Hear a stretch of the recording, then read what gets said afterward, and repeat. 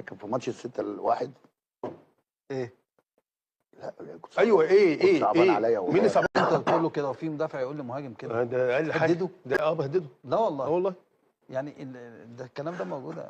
بس كل ماتشات الاهلي والزمالك بشير خسرها. ايه؟ خسرها. لا ازاي وانا اجيب جولين في الاهلي و3 جول في الاهلي؟ ازاي؟ يا اما 2-1 يا 3-1 لا والله يا كسبان.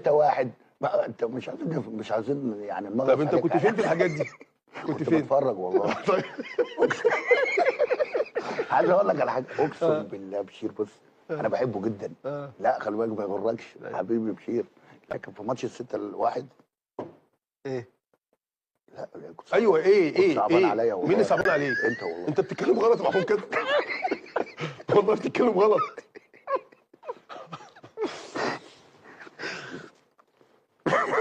انت برضه ماشي معاه؟